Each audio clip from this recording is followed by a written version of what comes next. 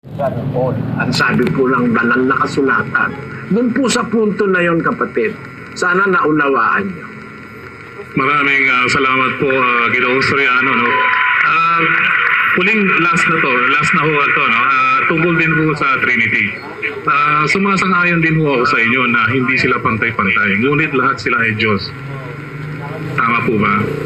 Pero hindi kasi lahat ng Diyos ay pantay-pantay.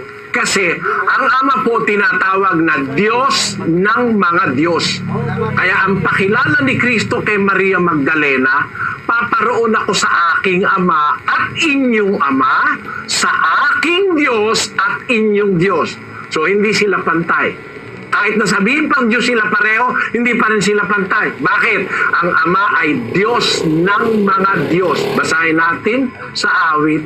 Ganito po ang nakasulat sa aklat ng awit, kapatid na Enrico.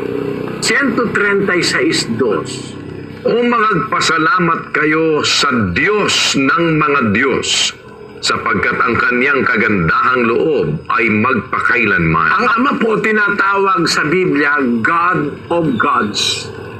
Diyos ng mga Diyos. Diyos si Kristo. Diyos din ng Espiritu Santo. Okay lang. Pero may Diyos pa sila. Sabi nga ni Kristo, paparoon ako sa aking Ama at iyong Ama, sa aking Diyos at inyong Diyos. Yun po.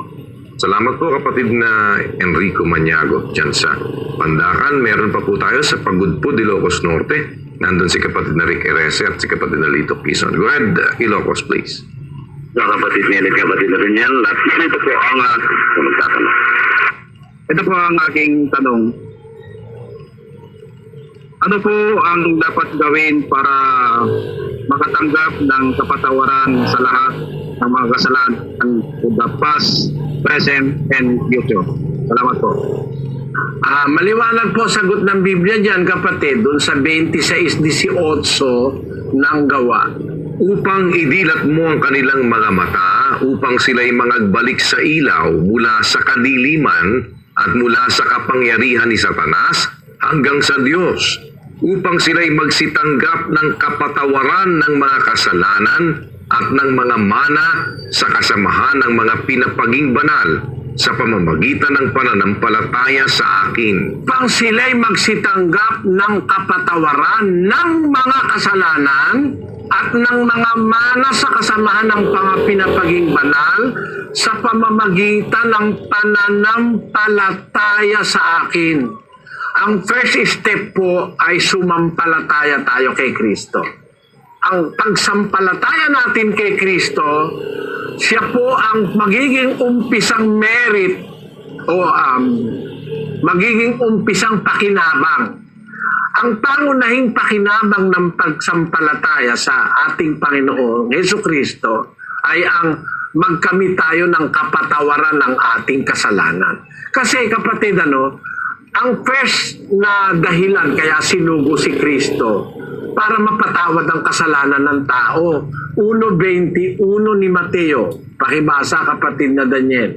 At siya'y manganganak ng isang lalaki at ang pangalang itatawag mo sa kanya'y Jesus, sapagkat ililigtas niya ang kanyang bayan sa kanilang mga kasalanan. Ang kahulugan ng pangalang Jesus o Yahshua sa Greek at saka sa Hebrew ay tagapagligtas ng kasalanan. Ililigtas niya sa kasalanan ang tao. Ang kaligtasan mag-uumpisa sa Hudyo, pakatapos ay sa Grego o sa mga ibang bansa. Basahin natin ang 1:16 ng Roma. Sapagkat hindi ko ikinahihiya ang ebanghelyo, sapagkat siyang kapangyarihan ng Diyos sa ikaliligtas ng bawat sumasampalataya, unay sa Hudyo at gayon din sa Grego. Unay sa Hudyo, yung bayang Israel, at gayon din sa Grego o yung mga Gentiles labas ng Israel. Magitan ng pananampalataya, maliligtas ang mga tao sa kanilang kasalanan. Pagkatapos po nun, kapatid, na maligtas ka sa kasalanan, magiging alipin ka naman ng Diyos. Dun sa Roma 6:22.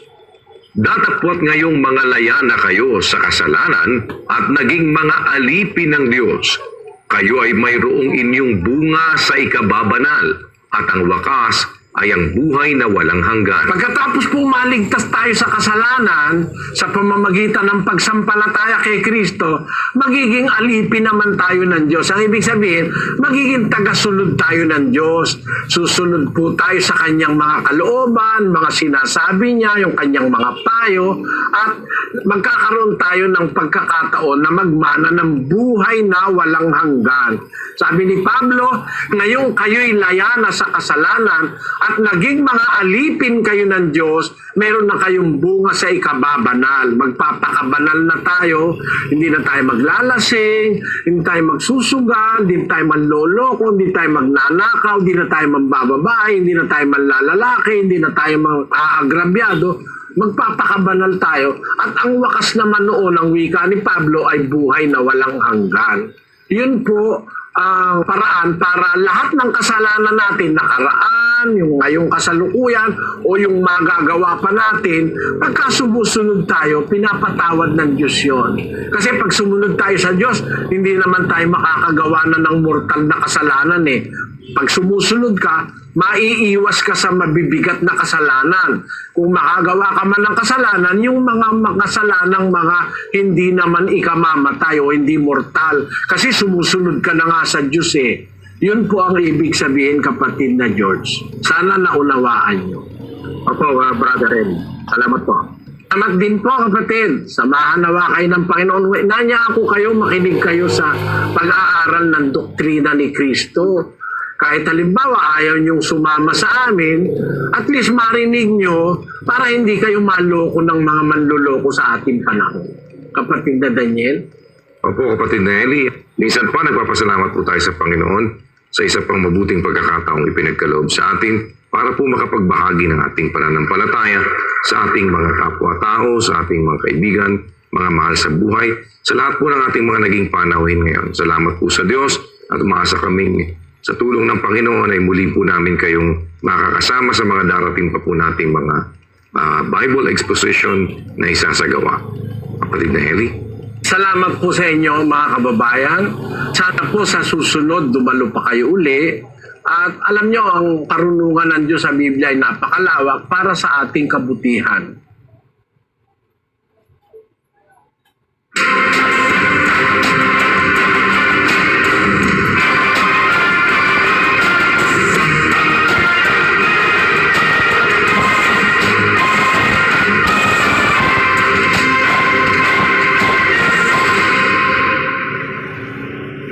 Po natin ang kapatid na Eli Soriano. Kapatid na Eli, magandang araw po sa inyo. Magandang gabi, magandang araw sa inyo mga kapatid. Salamat sa Diyos. Umpisa na tayo, kapatid na Daniel. Bible study po tayo ngayon, kapatid na Eli, at ang inyo pong pagtalakay ng iba't ibang mga bagay na sinuggest sa atin nung nakaraan at natapos po natin yung pagsagot ninyo doon po sa tanong nitong isa nating panauhin tungkol dun sa paano daw po kung mapatunayan na mayroong buhay sa ibang planeta na katulad ng tao. Ano daw ba ang stand ng Biblia dito? At nakalakay naman po natin ang iba't ibang mga bagay na nakapaloob dito po sa issue na ito, kapatid na Eli.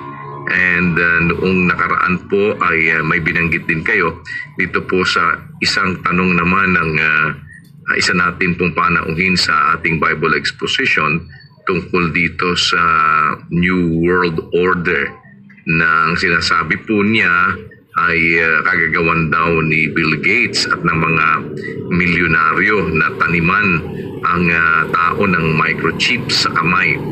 At kanya pong inaalam doon ay kung may kaugnayan ba daw yung microchips na yon doon sa 13, 15 hanggang 18 ng Apokalipsis.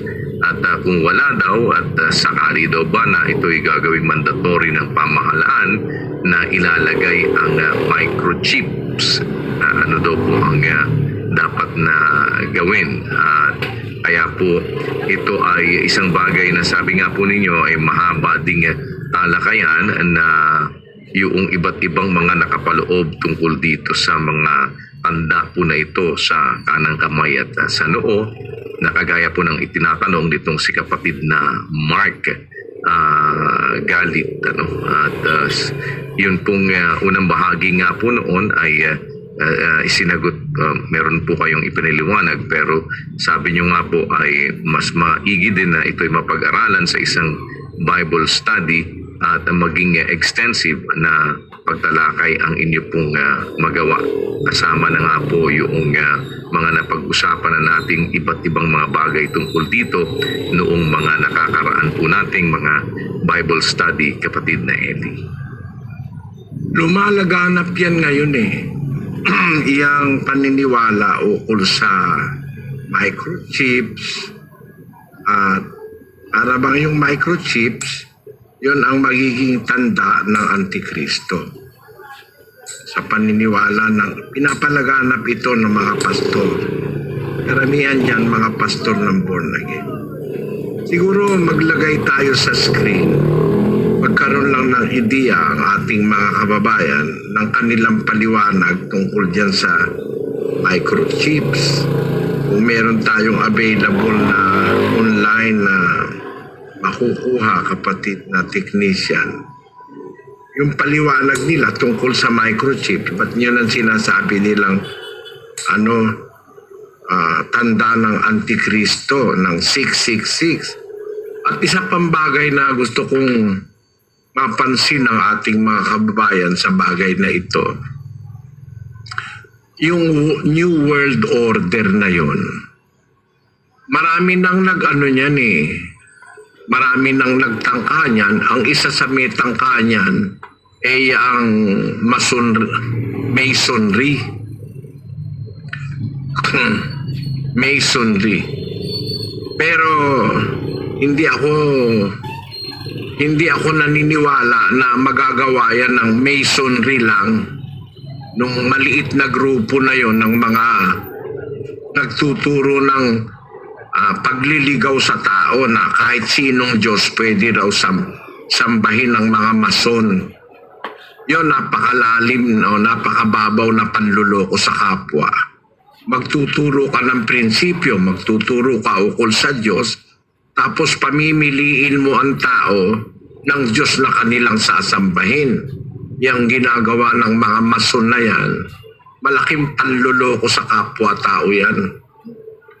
Tingnan niyo, basahin natin sandali itong itinuturo ng mason para sa mga kapwa nila tao. Ito'y nandoon sa kanilang official website, formermasons.org. Official website ba yan ng Masonry, kapatid na technician?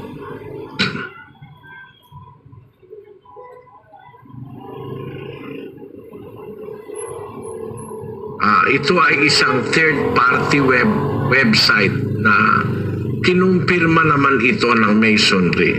Mabuti basahin natin, kapatid na Daniel. Ito pong sabi sa page 6 ng The Craft and its Symbols by Alan E. Roberts. You have learned that Freemasonry calls God the great architect of the universe, or Gao-Tu. This is the Freemasons' special name for God because he is universal. He belongs to all men, regardless of their religious persuasion. All wise men acknowledge his authority. In his private devotions, a Mason will pray to Jehovah, Muhammad, Allah, Jesus, or the deity of his choice. In a Masonic lodge, however, the Mason will find the name of his deity within the Gao-Tu. Yan. Ito isang simpleng panluloko para makakuha ng miyembro ang Mason. Ang Mason pwedeng mamili. All wise men, sabi nila, acknowledge his authority. In his private devotion, a Mason will pray to Jehovah, Muhammad, Allah, Jesus, or the deity of his choice. Tingnan ninyo yung kalokohan niyang sinasabi na yan.